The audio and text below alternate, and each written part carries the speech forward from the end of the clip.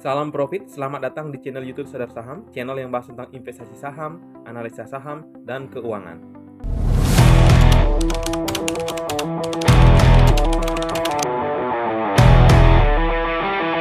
Di kesempatan kali ini, kita akan membahas saham Astra International yang berkode saham ASII berdasarkan update laporan keuangan kuartal 3 tahun 2024. Untuk pembahasan emiten kali ini akan dibagi menjadi 5 segmen, yaitu 1. Profil perusahaan, 2. Manajemen perusahaan, 3. Kinerja perusahaan, 4. Harga wajar perusahaan, dan 5. Kesimpulan. Astra adalah salah satu perusahaan publik terbesar di Indonesia dengan lebih dari 200 anak perusahaan, ventura bersama, dan entitas asosiasi, serta didukung lebih dari 200.000 karyawan. Model bisnis perusahaan yang terdiversifikasi menciptakan sinergi dan peluang seluruh sektor industri termasuk otomotif, jasa keuangan, alat berat pertambangan konstruksi dan energi, agribisnis, infrastruktur dan logistik, teknologi informasi, dan properti. Untuk filosofi Astra memiliki catur dharma, yaitu 1. Menjadi milik yang bermanfaat bagi bangsa dan negara, 2. Memberikan pelayanan terbaik kepada pelanggan, 3. Menghargai individu dan membina kerjasama, 4. Senantiasa berusaha mencapai yang terbaik. Sedangkan visi Astra yaitu 1. Menjadi salah satu perusahaan dengan pengolahan terbaik di Asia Pasifik dengan pertumbuhan yang berkelanjutan dan struktur keuangan yang solid, 2. Menjadi perusahaan yang intelijen dan agile yang berfokus pada karyawan, pelanggan, dan masyarakat. Sedangkan untuk misinya, sejahtera bersama bangsa dengan memberikan nilai terbaik kepada para pemangku kepentingan. Sedangkan tonggak sejarah Astra kita ambil di tahun-tahun pentingnya, yaitu dimana di sini catat perusahaan memulai tahun 1957, perusahaan memulai usaha sebagai perusahaan dagang. Tahun 1969, perusahaan ditunjuk sebagai distributor kendaraan bermotor Toyota di Indonesia. Tahun 1970, perseroan ditunjuk sebagai distributor tunggal sepeda Honda di Indonesia, dan perseroan mendapat lisensi sebagai distributor alat perkantoran Fuji Xerox di Indonesia. Tahun penting yang lainnya yaitu di tahun 1990, perseroan melakukan penawaran umum perdana atas 30 juta saham di Bursa Efek Indonesia. Dilihat dari website PT Astra untuk informasi pemegang saham per 30 September tahun 2024. Sini kita bisa lihat untuk domestiknya mencapai 161.328 investor yang terdiri dari retail, corporation, mutual fund, insurance, foundation, corporation, dan other sebanyak 5,8 miliar lembar saham dengan mencapai persentase 14,57%. Untuk internasionalnya terdiri dari 162.862 investor terdiri dari retail dan institusional mencapai 34,5 miliar lembar saham dengan mencapai persentase 85,43%. Sedangkan susunan pemegang saham PT Astra International Tbk per 31 Desember 2023 dapat kita lihat Jadin Cycle & Carrier Limited memiliki 50,11% pemilikan saham dan sini berfungsi sebagai pengendali, sedangkan masyarakat lain kurang dari 5% mencapai 49,89%. Untuk susunan Dewan Komisaris dan Dewan Direksi Astra International terdiri dari 11 orang Dewan Komisaris dan 11 orang Dewan Direksi. Tapi di sini Sadar Saham tidak akan membahas semua Dewan Komisaris dan Dewan Direksinya, tapi akan membahas profil Presiden Komisaris Astra International dan Presiden Direktur Astra International sebagai referensi saja.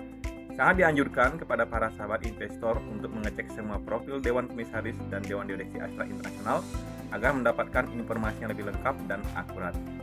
Baik, kita akan membahas terlebih dahulu dari Presiden Komisaris Astra International, Bapak Prijono Sugiarto. Bapak Prijono Sugiarto berkeluarga negaraan Indonesia, lahir pada tahun 1960, diangkat pertama kali sebagai Presiden Komisaris Perseroan berdasarkan keputusan Rapat Umum Pemegang Saham RUPS tahunan tanggal 16 Juni tahun 2020 dan saat ini menjabat berdasarkan keputusan RUPS tahunan tanggal 19 April 2023. Beliau sebelumnya menjabat sebagai Presiden Direktur Perseroan dari tahun 2010 sampai 2020 dan Direktur Perseroan dari tahun 2001 sampai 2010. Saat ini beliau juga menjabat sebagai Direktur Hong Kong Land. Sebelum bergabung dengan Perseroan pada tahun 1990, beliau adalah Sales Engineering Manager di Daimler-Benz Indonesia.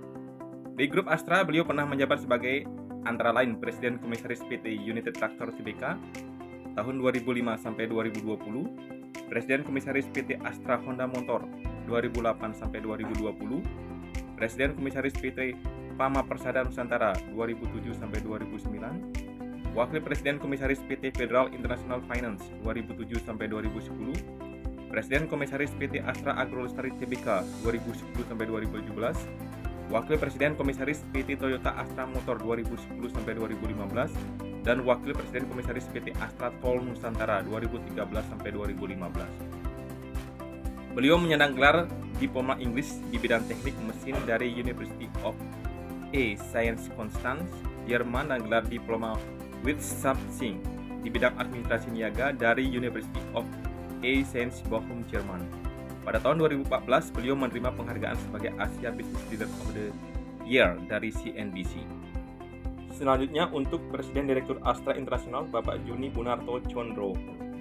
Bapak Juni Bunarto Chondro berkeluarga negara Indonesia, lahir pada tahun 1964, diangkat pertama kali sebagai Presiden Direktur Perseroan berdasarkan keputusan Rapat Umum Pemegang Saham RUPS tahunan tanggal 16 Juni tahun 2020, dan saat ini menjabat berdasarkan keputusan RUPS tahunan tanggal 19 April tahun 2023. Beliau sebelumnya menjabat sebagai Wakil Presiden Direktur Perseroan sejak 2019 dan Direktur Perseroan dari tahun 2015 sampai dengan 2019. Beliau bergabung dengan Grup Astra pada tahun 1960 dan saat ini memegang beberapa jabatan di Grup Astra, termasuk diantaranya sebagai Presiden Komisaris PT Toyota Astra Motor, PT United Tractor Tbk, PT Pama Persada Nusantara, PT Astra Honda Motor, dan PT Astra Digital International. Sebelumnya, beliau juga menjabat di beberapa perusahaan Grup Astra, antara lain sebagai Presiden Direktur PT Astra Sdaya Finance tahun 2009 sampai 2013, Chief Executive PT Astra International Tbk Daihatsu Sales Operation tahun 2013 sampai 2018, Presiden Komisaris PT Astra Autopart Tbk 2015 sampai 2018, Wakil Presiden Komisaris PT Astra Daihatsu Motor dan PT Isuzu Astra Motor Indonesia tahun 2016 sampai 2018, serta Komisaris PT Astra Sdaya Finance 2016 sampai 2020, PT Astra Agrolestari Tbk dan PT United Tractor Tbk 2017 sampai 2020. Beliau menyelesaikan pendidikannya di Fakultas Teknik jurusan Teknik Mesin, Universitas Trisakti Indonesia, dan di Institut Pengembangan Manajemen Indonesia IPMI Monash, Mount Elisa Business School, Australia. Berdasarkan dari data Stockbit, laporan laba rugi anual 5 tahun terakhir dari tahun 2019 sampai 2023, dilihat dari diagram, bisa dilihat jika grafiknya mengalami kenaikan baik dari pendapatan atau revenue, laba bersih atau net income, dan net marginnya. Pada tahun 2019, pendapatan Astra International sebesar 237,2 triliun, dan di tahun 2023 pendapatan Astra International sebesar 316,6 triliun. Dihitung CAGR-nya selama 5 tahun terakhir dari 2019 sampai 2023 adalah 6%. Ini bisa dibilang pertumbuhannya selama 5 tahun terakhir adalah cukup kecil. Akan tetapi, jika dilihat dari market cap perusahaannya sudah sangat besar, maka untuk memiliki CAGR sebesar 6% per tahun itu sudah sangat bagus sekali. Karena biasanya untuk perusahaan sebesar Astra bisa dipastikan untuk growing-nya mereka akan lebih sulit. Akan tetapi mereka akan lebih fokus untuk sustainable setiap tahunnya. Sedangkan untuk laba bersih atau net income dari Astra International bisa dilihat dari grafik. Untuk tahun 2019, laba bersihnya sebesar 21,7 triliun, dan di tahun 2023 laba bersihnya sebesar 33,8 triliun. Jadi bisa dihitung untuk laba bersih Astra International CAGR-nya selama 5 tahun terakhir dari tahun 2019 sampai 2023 adalah sebesar 9%. Untuk rata-rata net margin dari Astra International dari tahun 2019 sampai 2023 adalah 9,5%. Persentase net margin yang bisa dibilang moderat ke arah rendah. Dan untuk laporan laba rugi secara kuartalan dari kuartal 3 2023 sampai kuartal 3 2024 bisa dilihat dari grafik. Untuk revenue-nya mengalami kenaikan dari 78,5 triliun di kuartal 3 2023 menjadi 86,4 triliun di kuartal 3 2024. Kenaikannya mencapai 10% secara kuartal of kuartal. Sedangkan untuk net income atau laba bersihnya di kuartal 3 2023 adalah sebesar 8,2 triliun dan di kuartal 3 2024 sebesar 10 triliun. Ini mengalami peningkatan sebesar 21%, peningkatan yang secara persentase sudah lumayan tinggi. Dan untuk rata-rata net margin secara quarter of quarter dari kuartal 3 2023 sampai kuartal 3 2024 adalah sebesar 10,5%. Sekarang kita akan membahas untuk laporan balance sheet atau neracanya dari data 5 tahun terakhir, dari tahun 2019 sampai tahun 2023. Dilihat dari data grafik, terjadi pertumbuhan aset dari 352 triliun di tahun 2019 menjadi 445,7 triliun di tahun 2023. Dan untuk CAGR aset Astra International dari 2019 sampai 2023 adalah 4,8%. Sedangkan untuk liabilitas atau hutang dari Astra International berdasarkan grafik dari tahun 2019 sampai tahun 2024 mengalami peningkatan dari 165,2 triliun di tahun 2019 menjadi 165,3 triliun di tahun 2023. Tapi, walaupun terjadi peningkatan liabilitas sebesar 18% selama 5 tahun terakhir dari tahun 2019 sampai tahun 2023, dilihat dari grafik, telah terjadi penurunan DER, Debt Equity Ratio, dari 0,62 di tahun 2019 menjadi 0,47 di tahun 2023. Ini berarti, walaupun hutang Astra International tumbuh selama 5 tahun terakhir, tapi ini juga dibarengi dengan pertumbuhan equity atau permodalan yang lebih besar selama 5 tahun terakhir dari tahun 2019 sampai tahun 2023. Untuk laporan balance sheet atau laporan raca Astra International berdasarkan quarter of quarter dari kuartal 3 2023 sampai kuartal 3 2024 telah terjadi peningkatan aset sebesar 6% dari 443 triliun di kuartal 3 2023 menjadi 469,4 triliun di kuartal 3 2024. Sedangkan untuk liabilitas atau utang Astra International dari kuartal 3 2023 yang sebesar 204 triliun tumbuh sebesar 1% dari kuartal 3 2024 sebesar 207 triliun. Sedangkan untuk DER, Debt Equity Ratio-nya hanya tumbuh tipis dari 0,45 di kuartal 3 2023 menjadi 0,48 di kuartal 3 2024. Sekarang kita beralih ke laporan arus kas atau cash flow Astra International 5 tahun terakhir dari tahun 2019 sampai 2023. Dapat kita lihat arus kas operasinya naik sebesar 76% dari 19,2 triliun di tahun 2019 menjadi 33,8 triliun di tahun 2023. Sedangkan untuk arus kas investasinya dapat kita lihat juga terjadi peningkatan dana investasi sebesar 153% dari minus 14,2 triliun di tahun 2019 menjadi minus 36 triliun di tahun 2023. Dan untuk arus financing atau pembiayaannya terjadi peningkatan sebesar 222% dari minus 5,4 triliun di tahun 2019 tumbuh menjadi minus 17,4 triliun di tahun 2023. Sedangkan untuk laporan arus kas secara quarter of quarter dapat kita lihat arus kas operasi Astra International turun sebesar 38% dari 10,1 triliun di kuartal 3 2023 menjadi 6,2 triliun di kuartal 3 2024. Untuk arus kas investasinya turun sebesar 76% dari minus 18,9 triliun di kuartal 3 2023 turun menjadi minus 4,5 triliun di kuartal 3 2024. Sedangkan untuk arus kas pembiayaannya turun dari plus 7,4 triliun di kuartal 3 2023 menjadi minus 2,7 triliun di kuartal 3 2024. Sekarang kita beralih ke laporan keuangan kuartal 3 tahun 2024 dari website resmi Astra International secara ikhtisar.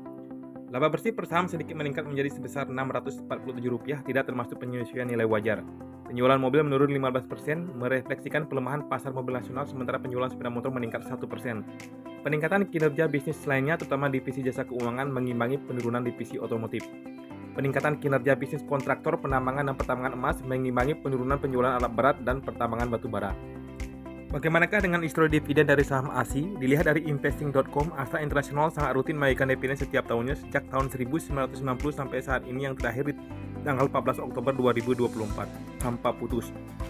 Di mana dividen payment payout rasionya terakhir diberikan sebesar 61,76% dan dividen yield-nya sebesar 10,13% sebesar 519 per lembar saham. Untuk harga wajar saham ASI, Sedar Saham akan menggunakan dua metode perhitungan, yaitu menggunakan rasio rata-rata PER, Price Earning Ratio selama 5 tahun terakhir, dan rasio rata-rata PBV, Price Book Value selama 5 tahun terakhir. Untuk perhitungan harga wajar pertama dengan PER, Price Earning Ratio rata-rata dalam 5 tahun terakhir, kita akan menggunakan EPS, Earning Per Share ASI secara annual full year 2024 sebesar 851,51 dikalikan rata-rata PER dalam 5 tahun terakhir sebesar 10,35 dengan memperoleh harga wajar 8.813. Untuk perhitungan harga wajar kedua dengan PBV, Sadar Saham akan menggunakan BVPS, Book Value Per Share ASI sebesar 5.111,04 dikalikan rata-rata PBV dalam 5 tahun terakhir sebesar 1,33 dan memperoleh harga wajar 6.798. Dari perhitungan harga wajar dengan kedua metode di atas, maka didapatkan harga wajar ASI berada di kisaran harga 6.798 sampai 8.813. Dan dengan melihat harga saham ASI berdasarkan video ini dibuat sebesar 5.150, maka bisa dipastikan harga saham ASI berada di bawah harga wajarnya saat ini. Dari pembahasan saham ASI ini, maka bisa dibuat kesimpulan 1. ASI adalah perusahaan holding multisektor yang mencakup bisnis otomotif, jasa keuangan, alat berat dan pertambangan, agrobisnis, infrastruktur dan logistik, teknologi informasi dan properti. 2. Walaupun dihantam dengan sentimen masuknya mobil listrik, naiknya suku bunga dan lain-lain, ASI masih bisa menghasilkan laba bersih naik 21% secara quarter of quarter selama 9 bulan pertama di tahun 2024. Ini berarti Astra International masih memiliki neraca keuangan yang sangat kuat dan memiliki plan bisnis yang sangat baik dan terencana. 3. Dengan harga saat ini di 5.150, bisa dipastikan berdasarkan kalkulasi harga wajar dari sedar saham, ASI masih berada di bawah valuasinya. Demikian pembahasan emiten kali ini. Semoga informasi yang saya berikan ini bisa menjadi informasi tambahan dan bermanfaat bagi para sahabat investor. Dan kembali saya ingatkan, di sini tidak ada ajakan untuk membeli ataupun menjual sebuah saham, dan semua keputusan investasi adalah tanggung jawab Anda sendiri.